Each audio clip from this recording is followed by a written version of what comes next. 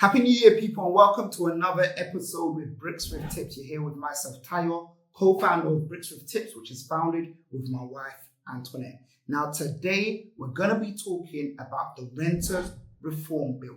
A lot of changes. It's been spoken about for a long time, and I'm going to tell you about some of the big changes for both landlords and tenants. Now, if you're new here, you might be thinking, who's this guy with a green New York hat? And what can he tell me about property and new legislation and all these things here? Guys, trust me, the hat is just because I don't have a haircut. I've been in the game for a long time and I've been creating content on property for over 5 years. So, trust me, I've got the gems for you. For those of you that are loyal and returning, as you can see, the setup's different, I'm trying to do something special for you guys, make it nicer to look at. Hope you like the new setup. If you do like the new setup, drop a comment below. So guys, what are we talking about today? A big change in the Renters Reform Bill. Probably one of the biggest changes that we've seen in decades. And in today's video, I'm going to be telling you about all of those changes, the pros and cons for both landlords and tenants, who it's going to affect, and when it's going to come into place. If you're liking the idea of this content and want more of this content and you've already bought in, don't be shy, hit the subscribe button and turn on notifications because we'll be regularly putting out information about the UK property market. I've been in UK property for about 10 years now, and I've been in most of the changes. There's been plenty of changes before I joined the market, but now I study it, I break it down, make it easy for people like you to understand so you know what's going on. You've already got one place to learn about what's going on in the property market, and that's right here. I'll make it easy for you. So don't be shy, hit subscribe. So guys, the Renters' Rights Bill is designed to reform the rental market in the UK by giving tenants greater protections and holding landlords accountable. But there's a lot of controversy because people feel like it's taking a lot of security, a lot of control away from landlords. And landlords invest in property to own their asset. That's what equity is about. Own and control is closely linked, and they feel like they're losing control. And as a result, a lot of landlords are leaving the market. But we're going to get into that. So what is the Renters' Rights Bill? It includes things like ending Section 21, aka non-fault evictions, which we'll go into, creating a landlord registry bill, a lot of different things, but we're going to break them down one by one. Now, there are currently a lot of talks around this bill. It could be implemented in the summer by Labour. It could be back end of 2025. It could be back end of 2026. A lot of discussions as well. We don't know 100% what's going to be in the bill when it gets enforced, but I'm going to be speaking about some of the stuff that's in that bill. So without further ado, let's get into the key points of the Renters' Rights Bill. So number one, it's been spoken about for a long time. It's been coming. Everybody knows it's been coming. Section 21 is being taken away. It's been abolished. It's not going to be around anymore. Now, what is Section 21? Section 21 is a piece of legislation that allows a landlord to evict a tenant without giving a reason. How do I put this? So if a landlord was renovating a property, or they were moving back into the home, or they were doing a number of different things and they needed to regain possession of the property that they bought, they would issue a Section 21. However, in some cases, some landlords, a very small percentage in my opinion, were using it in the wrong way. They were using it to get rid of tenants so they could jack up the rent, or tenants that they didn't like. And that's where the phrase no-fault eviction comes from, because in those cases, tenants thought it wasn't their fault that they were getting evicted. Now, it's important to understand the different sections as well. There are other sections that you could use to evict, such as a Section 8, which is when someone falls behind on their payments, and you can go through the courts and evict them through Section 8. But Section 21 was often used even if people were behind on their payments. So if people didn't want to use a Section 8, Section 21 was kind of like a blanket cover. Now, it is important to note that even with a Section 21 eviction, landlords had to have loads of things in place. They had to have given the tenants the correct documents when they first signed the tenancy agreement. They would have had to do an EICR, which is the electrical safety certificate, gas safety certificate. They would have had to provide all of the relevant documents to make sure that it is a legitimate, safe tenancy for the tenant. Only those landlords could issue Section 21 evictions. Now, as a result of Section 21 being abolished, all tenancy agreements will now be periodic tenancy agreements. This provides open-ended security for tenants, but removes a massive amount of control for landlords.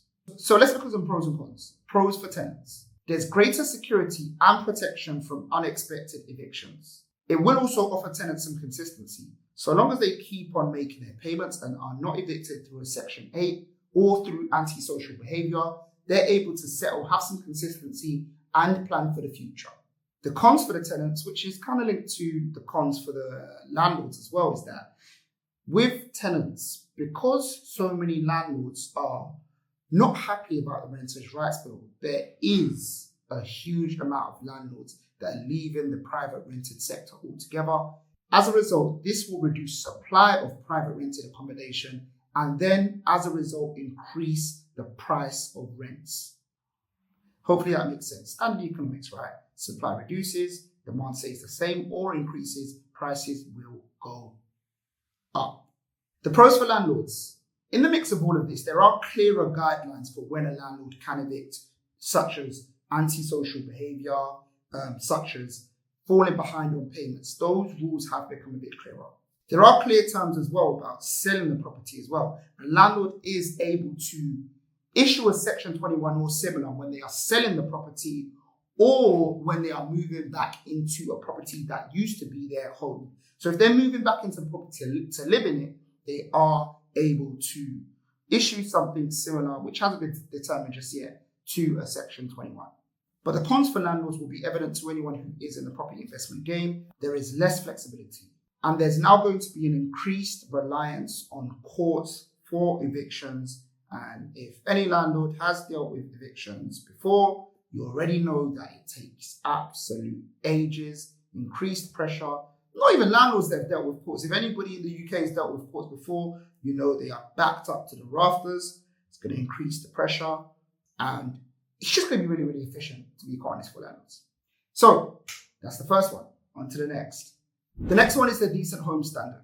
Private rental properties must now meet legally enforced minimum standards of a property. This includes adequate heating, safety measures, and properties free from hazards. Now, I welcome this massively.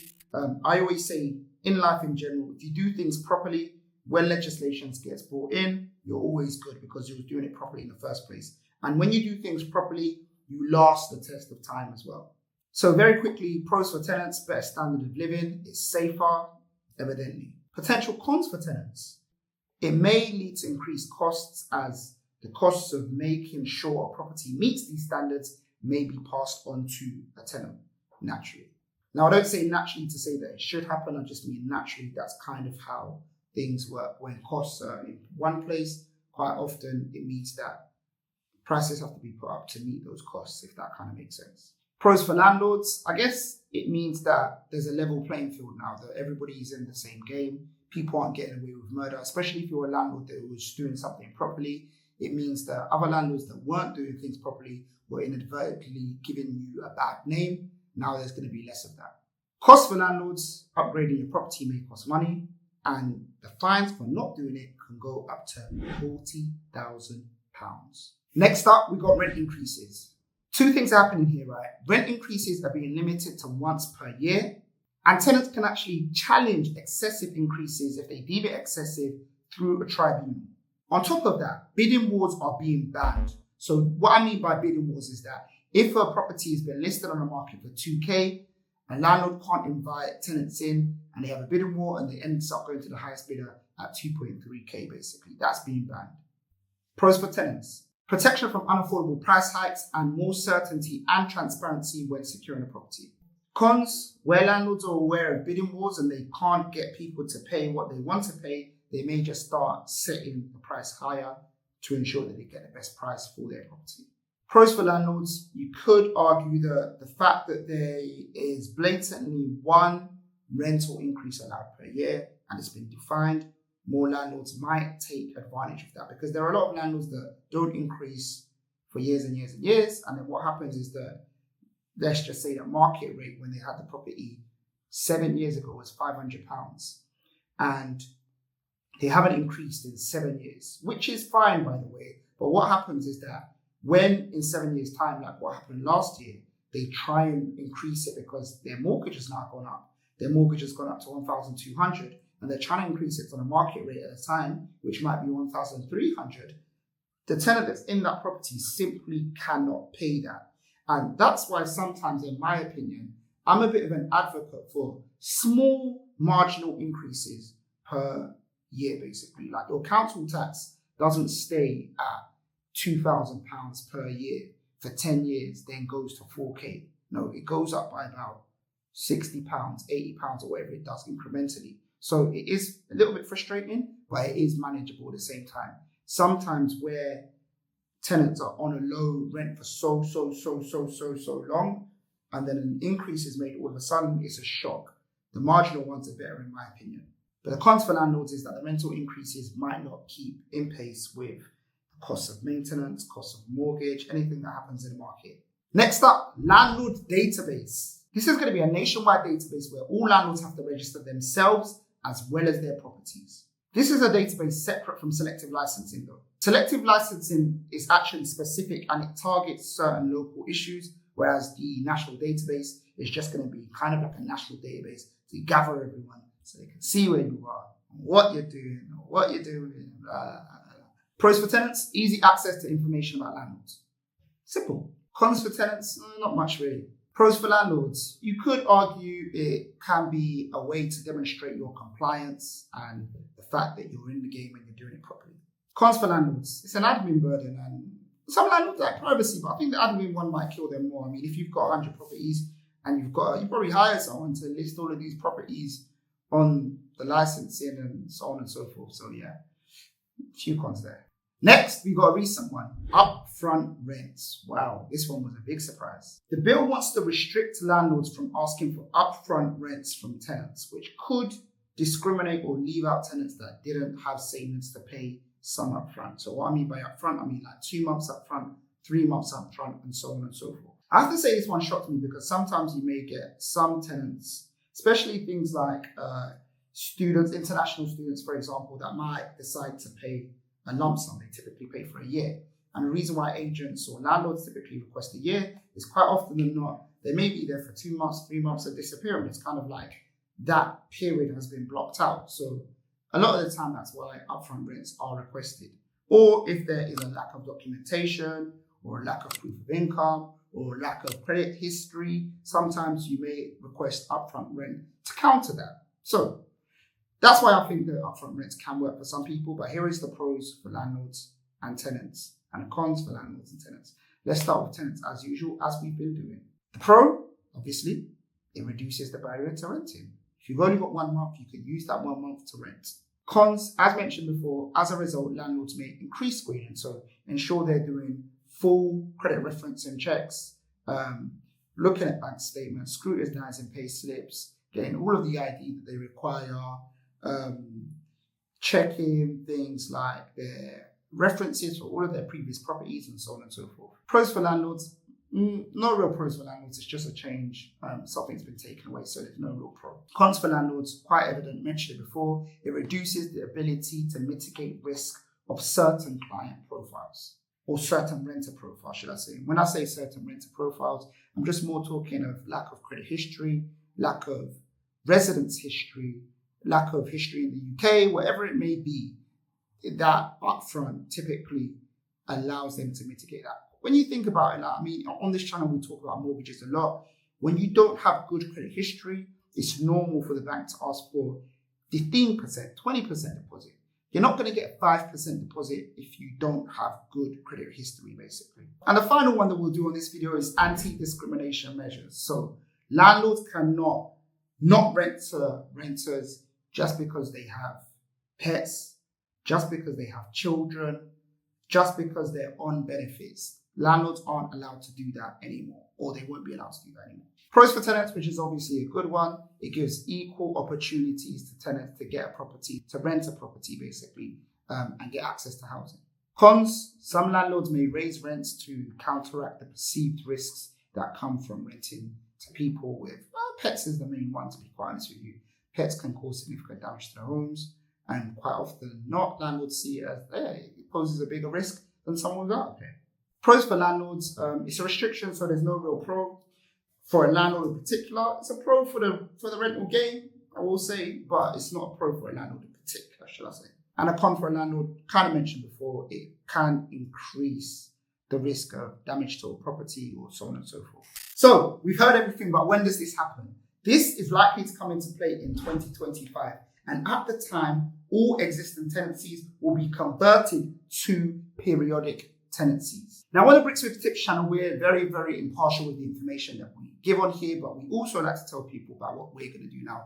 As you know, we do have a rental portfolio and we rent to a number of different clients. We've got families in our properties. We've got social housing in our properties. We've got supported living in our properties. We've got contractors through the serviced accommodation game in our properties as well. So we do a mixture of things. The majority of what we do is actually through serviced accommodation. So we work on contracts rather than short-haul tenancy agreements. But we do supported living through serviced accommodation. We do social housing through serviced accommodation.